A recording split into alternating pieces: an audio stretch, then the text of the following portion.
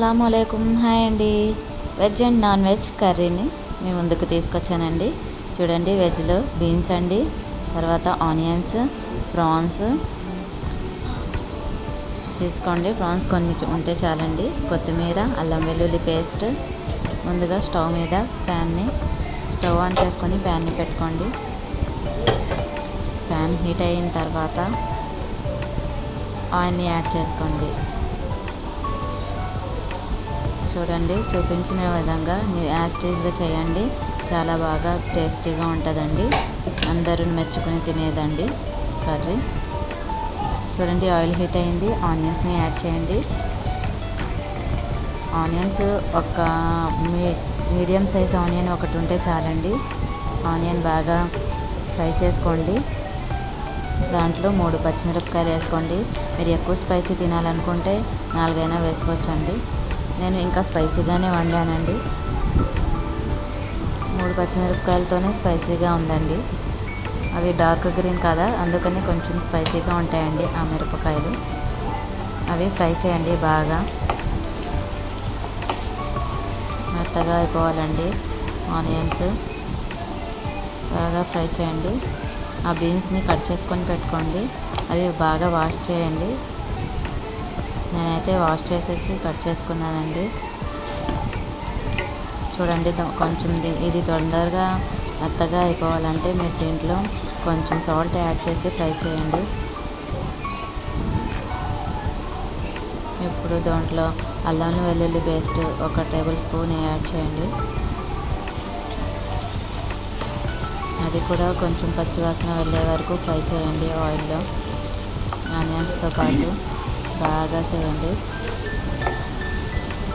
చూడండి, మంచిగా ఫ్రై అవుతున్నాయి ఆనియన్స్. అది మిక్స్ అయిపోవాలండి ఆనియన్స్లో. అది మంచిగా చూడండి, ఆనియన్స్లో అల్లం వెల్లుల్లి పేస్ట్లో పచ్చివాసన వెళ్ళిన తర్వాత ఈ ప్రాన్స్ని కూడా దాంట్లో వేసేసి బాగా మిక్స్ చేయండి.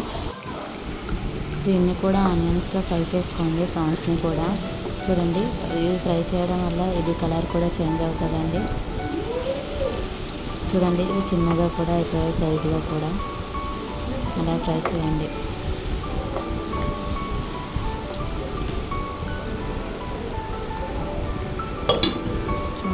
ఇప్పుడు దాని మీద మూత పెట్టేయండి. కొద్దిసేపటి తర్వాత మూత తీయండి. చూడండి, ఇది కలర్ కూడా కొంచెం షేడ్ అవుతుంది.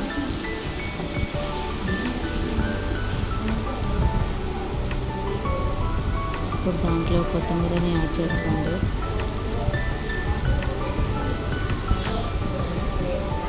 ఏ నాన్ వెజ్ కర్రీ అయినా వండినప్పుడు కొత్తిమీరని కంపల్సరీగా యాడ్ చేయాలండి. పచ్చివాసన నీసు స్మెల్ అనేది పోతుందండి.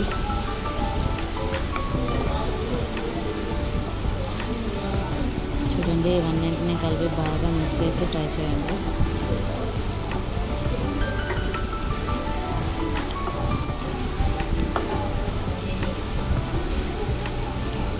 బాగా ఫ్రై అయిపోవాలండి. దగ్గరికి వచ్చేయాలి ఆనియన్స్ మొత్తం. ఇప్పుడు దాంట్లో కట్ చేసి పెట్టుకున్న బీన్స్ని యాడ్ చేయండి. బీన్స్ని మొత్తాన్ని దాంట్లో వేసేసి ఫ్రై చేయండి. దగ్గరికి వచ్చేయాలండి ఫ్రై చేస్తూ.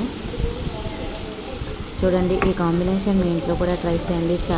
చాలా టేస్టీగా ఉంటుందండి. ఎవ్వరు మర్చిపోలేరు. మీ వంట కోసం అందరూ వెయిట్ చేస్తారండి. మీరు వండితేనే తినాలి అన్నట్టు అలా అయిపోతారండి. చూడండి, చాలా బాగా టేస్టీగా వచ్చిందండి నేను వండితే అయితే. మీరు మీ ఇంట్లో ట్రై చేయండి, అందరికీ నచ్చుద్ది. దాని మీద మూతని పెట్టేయండి. కొంచెం సేపటి తర్వాత మూత తీసి చూడండి, కలర్ చేంజ్ అయింది. బాగా ఉడుకుతుంది కూడా. కొంచెం మెత్తపడ్డాయండి బీన్స్ అనేవి.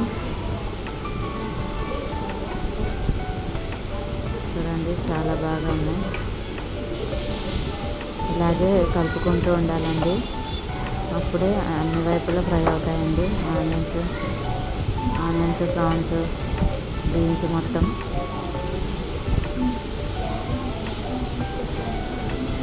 ఈ రెసిపీ అందరికీ నచ్చుద్దండి. అందరూ మనల్ని మెచ్చుకుంటారండి.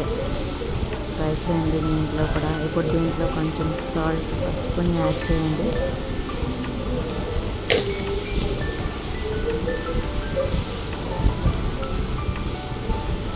పసుపు మొత్తాన్ని మిక్స్ చేయండి.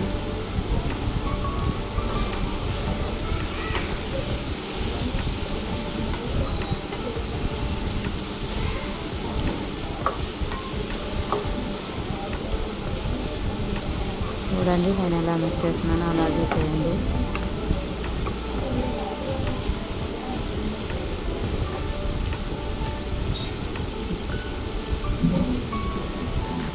ఇప్పుడు కొంచెం ధనియాల పౌడర్ని యాడ్ చేయండి. దాంట్లో 1 టేబుల్ స్పూను గరం మసాలా కొంచెం యాడ్ చేసేసి ఇవన్నిటిని మిక్స్ చేయండి. గరం మసాలా అనేది చిటికెడు వేస్తే చాలండి.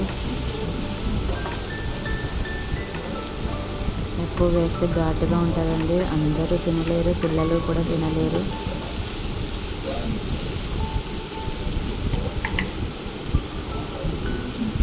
చూడండి గరం మసాలా చిటికెడే వేసాను నేను.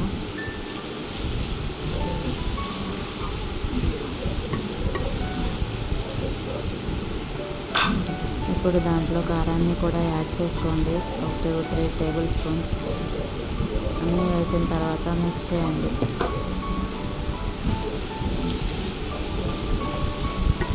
ఇది గ్రీన్ బీన్స్ కాబట్టి ఏ గ్రీన్ వెజిటేబుల్స్ అయినా కారం ఎంత వేసినా కనిపించదండి, గ్రీన్గానే ఉంటుంది. కానీ నేనైతే చాలా స్పైసీగా చేశానండి, చాలా టేస్టీగా కూడా వచ్చిందండి. మీ ఇంట్లో కూడా ట్రై చేయండి.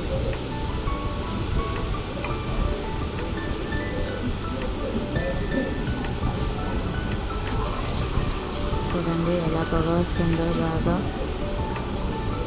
ఉడుకుతుందండి. దీంట్లో కొంచెం వాటర్ని యాడ్ చేసుకోండి.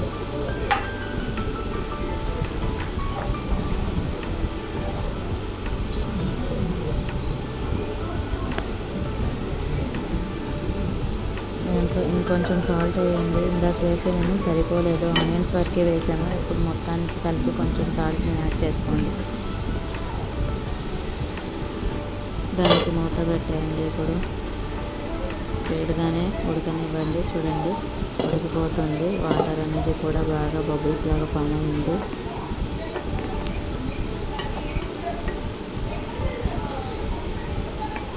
ఐ హోప్ ఈ కర్రీ మీ అందరికీ నచ్చుతుంది అని అనుకుంటున్నానండి.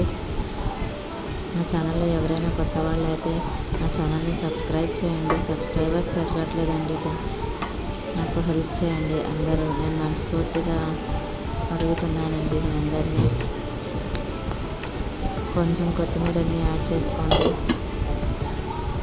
మీ వల్ల ఒకరు మంచిగా బాగుపడతారంటే మీరు హెల్ప్ చేయాలండి. చూడండి కర్రీ అయితే కుక్ అయిపోయిందండి మ్యాక్సిమం. దీంట్లో కొంచెం వాటర్ క్వాంటిటీ ఉంది, అది కూడా కొంచెం తగ్గిపోతే స్టవ్ని ఆఫ్ చేసేద్దామండి. లాస్ట్లో ఒక ఇంగ్రీడియంట్ అనేది వేయలేదండి, ఇది కోకోనట్ పేస్ట్ అండి. మీరు లేకపోతే స్కిప్ చేసేయండి, మా ఇంట్లో ఉంది కాబట్టి నేను కొంచెం ఒక స్పూన్ వరకు వేసానండి, టేబుల్ స్పూన్. అంతే అండి ఈ కర్రీ. చూడండి వాటర్ క్వాంటిటీ కూడా తగ్గిపోయిందండి. ఆయిల్ సైడ్లోకి వస్తుందండి, అప్పుడే స్టవ్ని ఆఫ్ చేస్తానండి నేను. కొంచెం సేపు మూత పెట్టేసి ఉడకనివ్వండి. చూడండి సైడ్కి ఆయిల్ అనేది వచ్చిందండి. ఈ కర్రీ కంప్లీట్గా ఉడికిపోయిందండి, కుక్ అయిపోయిందండి. ఐ హోప్ మీ అందరికీ నా కర్రీ నచ్చుతుందని అనుకుంటున్నానండి. థ్యాంక్ యూ వెరీ మచ్ అండి. ఎవరెవరు నా ఛానల్ని చూస్తున్నారు, సబ్స్క్రైబ్ చేశారు, వీడియోస్ని షేర్ చేస్తున్నారు, వాళ్ళందరికీ మనస్ఫూర్తిగా థ్యాంక్స్ చెప్తున్నానండి. నా కర్రీ అనేది కుక్ అయిపోయింది. ఇది రైస్లోకి తినండి, చపాతీ పరోటా దేంట్లో అయినా తినొచ్చండి, చాలా బాగుంటుంది. కుక్ అనేది కంప్లీట్గా కుక్ అయిపోయిందండి కర్రీ అనేది. చూడండి దగ్గర నుంచి చూపిస్తున్నాను, చాలా వెరీ టేస్టీగా వచ్చిందండి. ఎవరైతే కొత్త వాళ్ళు నా వీడియోస్ని చూస్తున్నారో వాళ్ళు నా ఛానల్ని సబ్స్క్రైబ్ చేయండి. Thank you very much.